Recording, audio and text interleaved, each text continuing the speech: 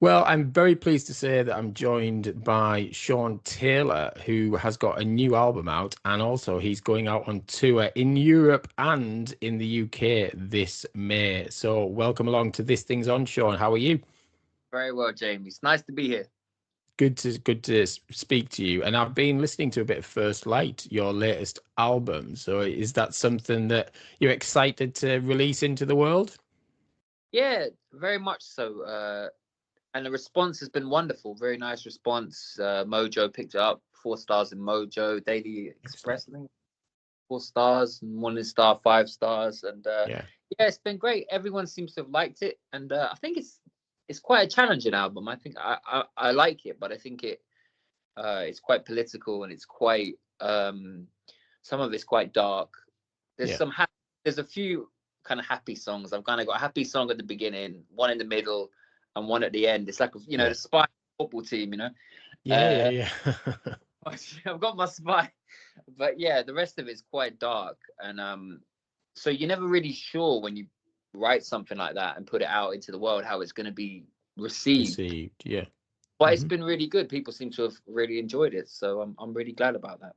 Great. So, and the world, I mean, I guess you can't get away from writing about politics in the last however many years. And the world right now is in a pretty dark place. So if you were to be writing a new album now, I guess you're probably going to continue to go down that that road, Yeah, I guess. well, it's funny. I'm actually literally today recording a new album. Okay. I've started on it, and I'm working on it, and it's very different than First Light. There's always going to be politics in what I do. I can't get away Yeah. from it, even when I don't want to write political songs. They just happen. There's something in me that I don't know what it is. Yeah. Um, but it's not. I don't think it's as political, and it's more. I don't know. I'm not sure yet, really, what this album's going to be. It's quite a long way off. I've literally just started it, so Yeah. it's.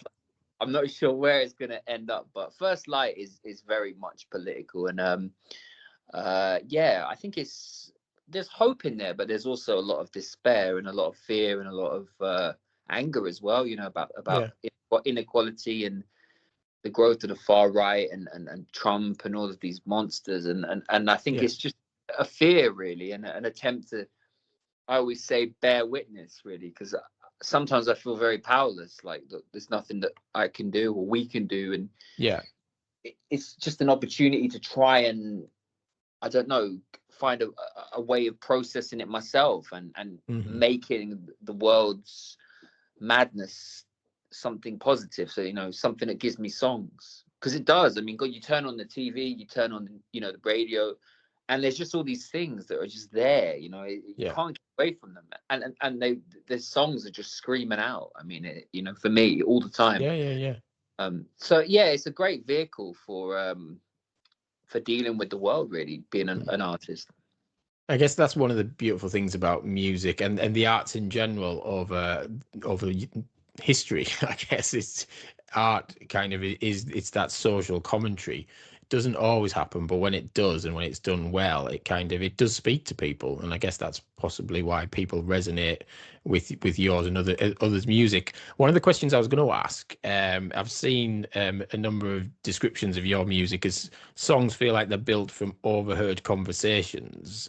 Is that something that kind of felt true on this most recent album or in your current writing or In all of my songs, I really like people. I find people fascinating. I yeah, really do, especially when I'm on tour. I have these little conversations with people that I just try to listen as much as I can yeah, and pick up things in people's lives, ask questions of people.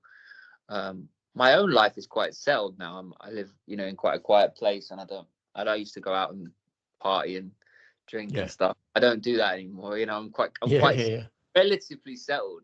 I'm not like So my own life is quite a settled life and quite focused, and there's a lot of routine. I write every day and record it as often as I can, and I do yeah. music Hmm. every day. And it's Cool. in between that, like just meeting people who have a different life and a Yeah, yeah, different. yeah, I find that just really inspiring, even if they're people I don't like, and that's something I've had to really work on particularly with things like politics. When you meet yeah, people you don't agree with. And you know, for a Yes. long time, I really struggled to have conversations with Yeah, people yeah, yeah. I didn't agree with. But certainly in the last 5 or 10 years, I've really tried to work at that, because we're not going to be ever have any unity between us if we just don't talk to people we don't Yeah. like. You know, so especially the way the world is now. So Yeah, yeah, yeah. but it's very difficult. I mean, and I often, you know, I'm not saying I live by that in a completely, you know, there's some people I just can't talk to, but Yeah, it's that's human nature, isn't yeah, it? like you listen to stuff and you hear stuff and eventually like, oh man, you know, I mean, I wouldn't want to be stuck in a lift with Trump or Farage. I don't think it would No. be a nice conversation. But yeah, But yeah, so yeah, but you try to take on as much of what people have as possible, because even when they disagree with you, it's good. It's good to disagree yeah, with each other. So yeah, I think that absolutely. songwriting, that conversation between people, that thing when someone asks you a question and like you don't know the answer, or you know what would you do if this happened, how would you react if that happened, and a lot of the time I don't know, and that kind of conflict and that I don't know, discussion is what Yeah. often makes me feel creative, really trying to Okay. find Okay. Yeah, no, it's an intriguing process. Definitely, it's an intriguing approach. And one person I'm guessing you definitely do get on with is Mike Seal, who's joining you as the Sean Taylor duo on tour in the UK. So, how long have you been working with Mike, and what's it like going on tour with him? Oh, Mike is great. He's amazing. He's a wonderful double bass player. He's also a multi-instrumentalist. He's a great songwriter too. We've done quite Yeah, a lot of co-writing. He's wonderful, man of many talents. Lovely person too. Very funny. I've known him I first met him actually when I was about 16, in the year yeah, 2000, Glastonbury. We were both working at Glastonbury, and we sort of stayed in contact. But yeah, it was only in the last sort of maybe 10, 15 years we've actually worked together. So we knew each other for a long time, but we both knew we were doing music, but we never quite got the opportunity to play together. yeah. And we're looking for you know, a project, and we started playing, and he's great, man. He's good for me, and I think I'm good for him, and we push each other, and there's a lot of yeah, laughing at each other, which is good as well. Yeah, good guy, and a great musician. Great stuff. And what can people expect? People are going to, and I'll ask you about your tour dates in a moment, but what can people expect if they've got a ticket or they're thinking about getting a ticket to come and see you live? Well, we try and make every concert as different as possible, but there'll be Hmm. songs in there that we always do, but there'll also be a lot of new songs. There'll also be a lot of songs that are kind of works in progress, because I think Yeah, the newest songs are like, I'm still working on those, but I love that kind of journey of making a new album, which I bring out the songs to an audience, and yeah, I like songs develop as I play them to an audience, and I change things, I bring things in, I move things around, and before you know it, the song is something different than how it started, and yeah, for me, that's why I've always seen live performance as a shared experience. You know, even if you're the yeah. performer, you want to bring everyone in, you want to um, share the experience. So that's something that is very much part of what I always try and do. So it's a shared experience, and Excellent, very excellent. exciting. And I know you're playing Pocklington Arts Centre, which is my hometown, which is Nice. a cracking little venue. And I imagine those shared experiences in a room like that must be something special. Yeah, I have a nice history with Pocklington actually. I remember the first time I ever played it, and I was still drinking, and the next day I went to the pub just to I was about to go to another show, and I think it was Yeah, the local rugby team were in the pub, and they were kind of very boisterous. It was either the rugby team or the fans of the rugby team, and yeah. I played a song for them, and I remember playing 16 tons for the local rugby team and their fans. It was quite a surreal experience. Quality. But I did it. It was great. I just thought, what can Yeah, I yeah. a good working song, and I played 16 tons. So that was a nice Pocklington experience. Yeah. Amazing. Well, hopefully you'll have similar Pockling experience in May when you're there. And where else are you touring? Do you want to give a shout out to some of the venues you've got? We have the 1st of May in Warsaw, 2nd of May in Stroud, 3rd of May in London, 5th of May Coulston, 7th of May Pocklington, your hometown, Yeah. 8th of May, Edinburgh, and the 9th of May, Newcastle. And then the 25th of May, I play solo in Camberley. So, yeah. Excellent. And where's the all important details? Where do people go if they want to find out A, about your music, and B, to purchase a ticket for the tour? SeanTaylorSongs.com. Excellent. Simple as. And you're on all of the usual social places, I assume. It's all Sean Taylor Songs. So Facebook, Taylor Songs, Instagram, all of the usual places. Sean Taylor Songs, and it's all there.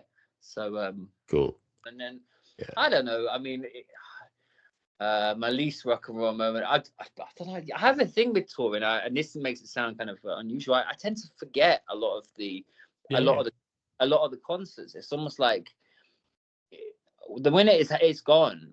I'm thinking about the next gig. You love it in the moment, but then you move on, kind of thing.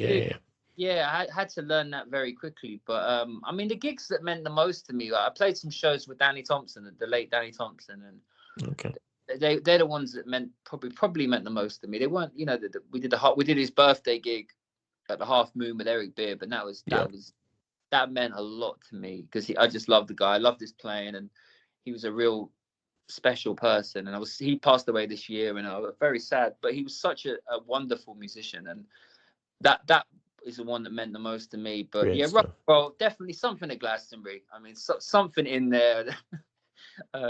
That's what Glastonbury's all about, though, isn't it? Let's be honest. It's losing some of its flavour now. I think from people, you see the tickets. You have to earn a certain amount of money now to go to Glastonbury, which it wasn't like that when I was 21 and didn't have the most money in the world, and I managed to get a ticket for like 90 quid. Do you know what I mean? Those were the days where you could go and have a good weekend and not have to break the bank to do it and stuff like that.